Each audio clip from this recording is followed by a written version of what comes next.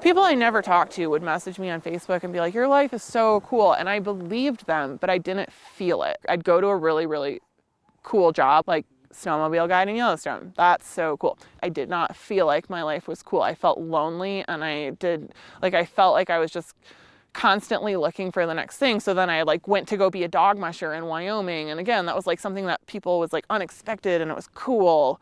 And again, I was lonely, and I couldn't figure out why I kept feeling this way until I was in Alaska, and I was like, I'm lonely because I keep moving to new places in the expectation that this is going to be really cool, not because I want to be there or because I think it's good for my life. I'm doing it for other people. And when I made that realization, that was when everything started falling into place. Not everything worked out, but everything fell into place. So this is outside of our office. There's some more dogs. More dogs. And we also have a giant sign here.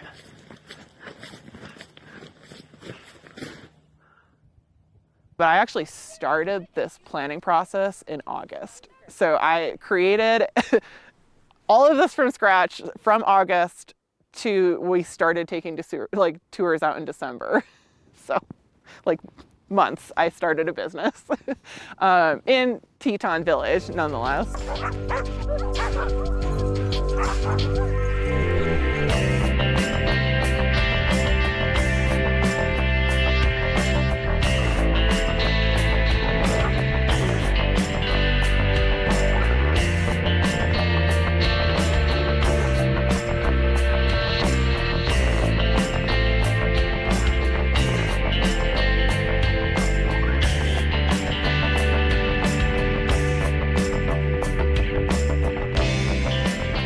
There's something different about the Tetons, and even people that just visit it, they'll tell you the same thing. It's not like any other mountain range.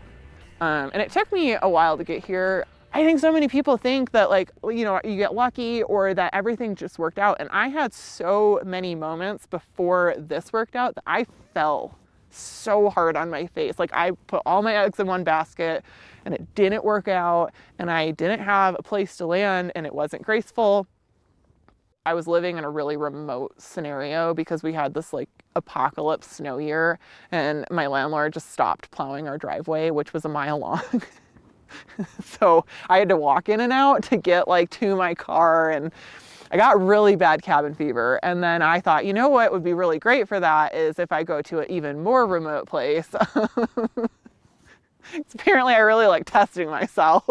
Even though I thought I was going to be living in Skagway, I actually was living in a town called Dyea, which is a town that used to be a town, which is now a little conglomeration of cabins for employees at Alaska X, and what we refer to as wall tent, which was the canvas tent that I ended up living in. So it definitely was really, really remote. In probably the lowest point of my time in Alaska, I just felt really alone, and I had to look at who I was and kind of learning to be okay with myself. That's what I ended up learning when I was in Alaska. And that's when I was I wasn't okay with a lot of what was happening, but there were still parts that I was really proud of. And part of what I was proud of was that I had the courage to go do these things that I wanted to do. Each place that I've lived, I have found a lot of things I don't like about the place, about myself, about what I'm doing. But if I hadn't had those experiences, I wouldn't know that I'm capable of a lot more than I ever thought I could do.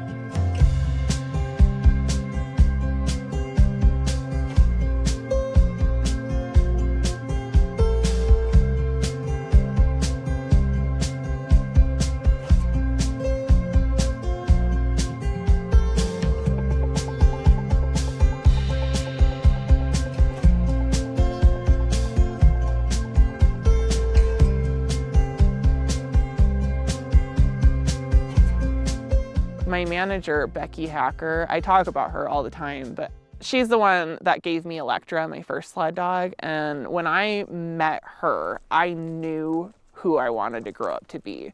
She had 30 dogs of her own. She was like working these seasonal jobs with them and like really crushing it. Like, I mean, I know she might not say that about herself, but I was just so impressed at the amount of fight she had in her. And I remember Becky saying that she's like, I know you want a puppy, but I have a 10-month-old dog. You know, she's not going to be good enough for my race team. I think she'd be a really good match for you. And so that's how I got Electra. Mushers do not give away lead dogs. They give away like super old dogs or like dogs that just like are not fit for like whatever they need. Like they're not your best dogs. And so Electra is like my pride and joy, but she was like, she just like didn't want to race. She didn't want to go long distances, which is what Becky was training for. But I think it's funny because in a lot of ways, she has been a lead dog for my life, which sounds really corny, and I know that. But if it hadn't been for me, like having Electra in my life, like my parents were furious when they found out I was getting a dog, and I was supposed to be going back and living with them afterwards in Michigan. And they're like, no, you can't, like, you cannot live with us and have this dog. And that was my moment where I thought, you know, I'm going to change my life. Like, I will change my life so I can keep this dog. Like, it was a line and I could have strayed from it, but she kept pulling me back. She kept making sure, like, no, Mom, like, you can do this. And like, if you don't think you can, I'm going to do a lot of really bad things to make you realize I need to be a working sled dog.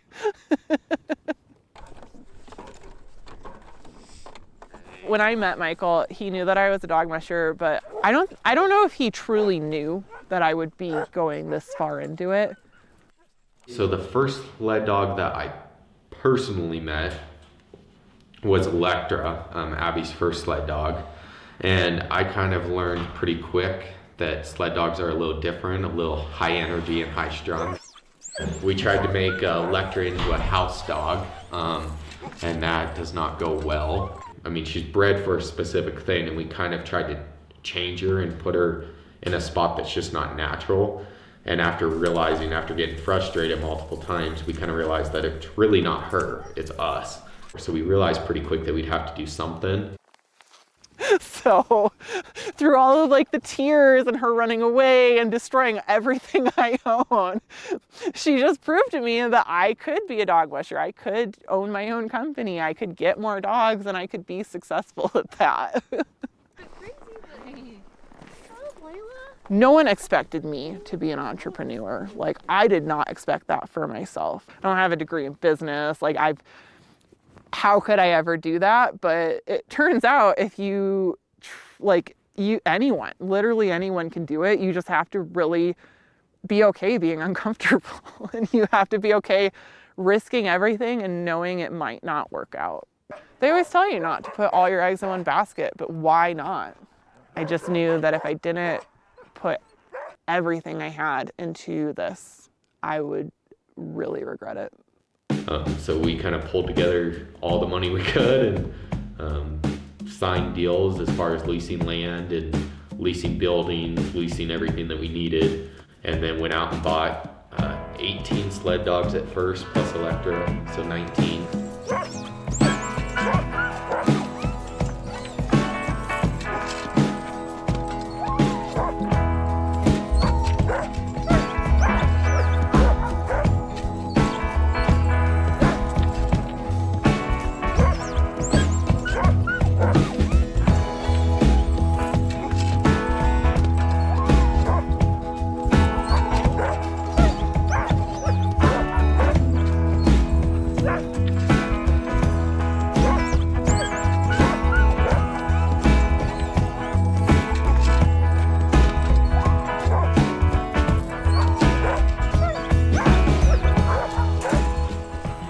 Ended up with 3 more puppies later in the year.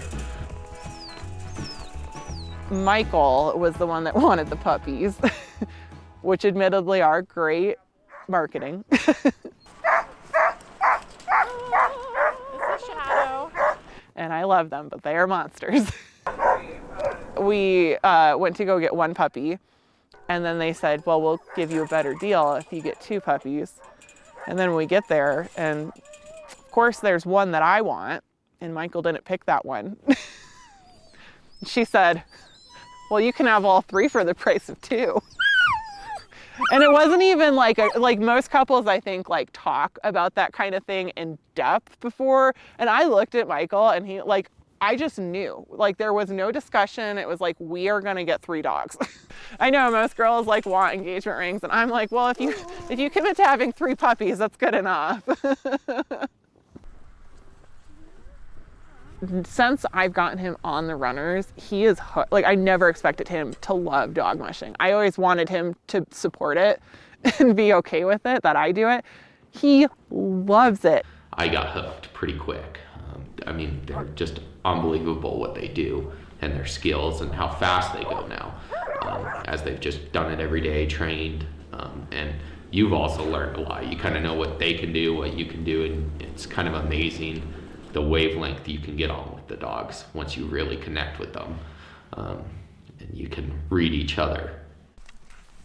So that's been really exciting, and he works like incredibly hard, and he helps me every day with the dogs. Like, I've never asked him, and now I do, but when we started out, I always said, like, this is my thing, and I could take care of the dogs by myself if you need me to. Like, if you don't want to have to do this extra work, like, you didn't ask for this. I got a job at the Jackson Hole Airport. I start the days at 2 in the morning, and then I'm done by 12, hopefully. And then I head out to Teton Village and join Abby. And we're done by 5. We leave Teton Village, we have to go home, and put all the dogs away, and then you have to feed them. So by the time you're done with that, it can be 6:30, 7 o'clock by the time you're all said and done with the chores. And then you have to, eat something yourself. So then you do that, and then it's pretty much right to bed.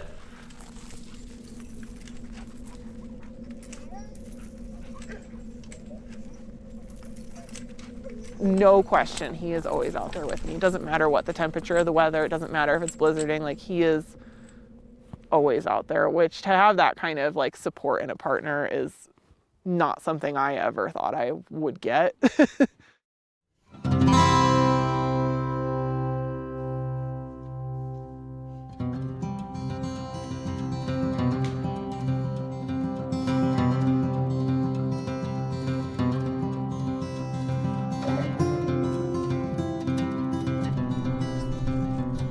I've always wanted a cabin in the woods, like, since I was a little kid, and I'm so excited because it's gonna have everything I want. We have views of the mountains, and we're gonna have a porch, and I'm gonna get to sit and drink coffee and have, like, be surrounded by woods. What more could you want? My family grew up watching all those shows in Alaska about people that build their own cabins. And I'm here to tell you that when they dramatize things and everything goes wrong, that is what happens.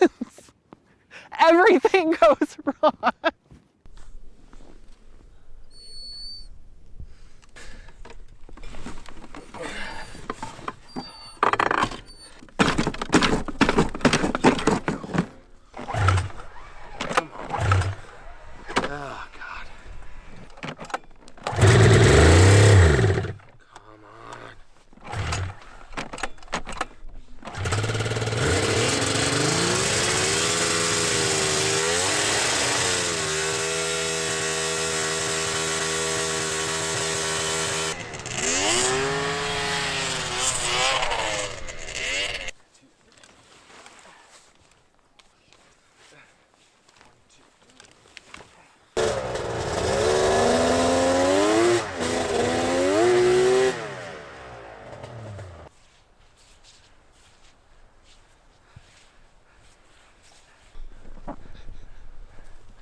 Oh, yeah.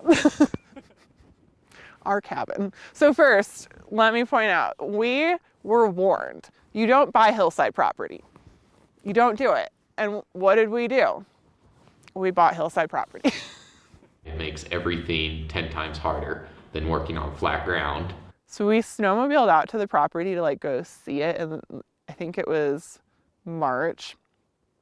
We couldn't get there on snowmobiles because there was too much snow. So we had to crawl on our hands and knees. We should have known then, because I think it took us all day to get into here. This should have been, like, we should have thought about like this moment and been like, this is probably what the rest of the experience is gonna be like. We don't have a road. So all of the materials that we've been using, we've had to essentially like load into a truck to get to one step of the hill. And then we have to move it all to another vehicle, usually my Jeep, to get it the rest of the way up the hill and then unload it at the actual job site. So it's just like constantly moving things. Like the whole summer we were actually living in a camper and we had to truck all our water in. We had a generator, so that was nice, but I am unable to start our generator because I am not strong enough. So when it was just me out there, there was no electricity. My family came to visit, my parents who are in their 60s, and our cement mixer didn't work. So I'm having my parents in their 60s hand mix cement or concrete for our house. Lugging 80-pound bags of concrete is not fun. It's really hard.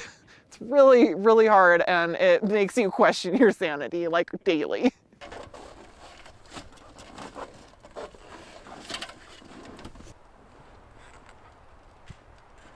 So this corner is going to be a bedroom. It's 10 by 12, I believe. 10 by 12 bedroom. And we have a bathroom. We have a utility room in the back corner.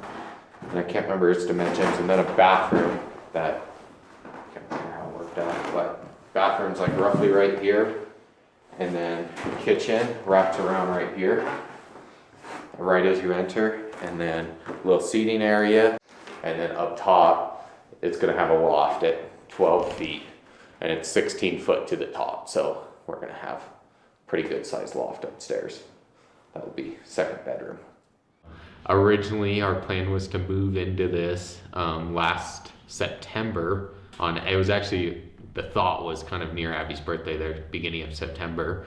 And we did not even have one wall up, I think, by the time we hit September.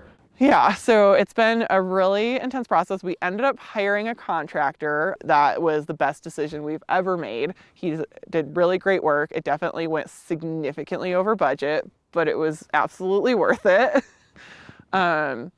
We have 4 walls and a roof now after all of that.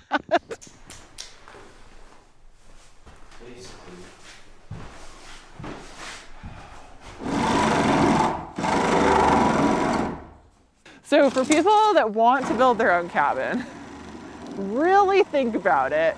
Also, really think about when you and your significant other are in like stressful situations, how does that work out? Because times that by 100, and that's what building a house together is like. Like I think about all the people settling here and they had barn raising parties, and I really wish those were still a thing. Be great. Everyone just takes, a little bit and you get a wall and you have a house in like a day. Why can't we still do that? I'm so happy we decided to do it because I think I always would have wondered, I think I always would have thought that I could do it. Like I always would have had it in my mind that I want to build a cabin in the woods. Like I could totally do that by myself. And now I know that I cannot do it by myself, that having help is really necessary.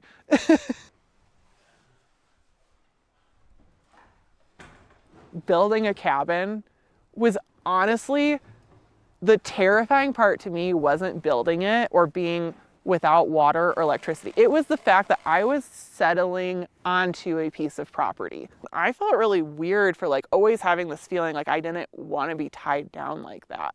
I love chaos. The minute that I signed up for this was the path that I chose, which I'm so happy with. I have no regrets, but as someone who likes to try new things, it's like, I have too many dogs to do anything with my life other than this again.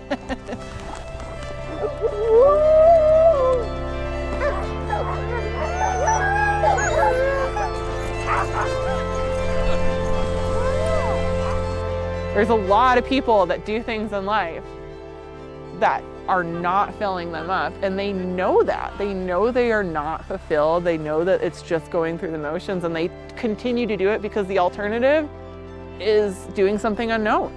I'm not always happy on the trail, but I get there. Like, I get happy because I'm doing something that has a meaning.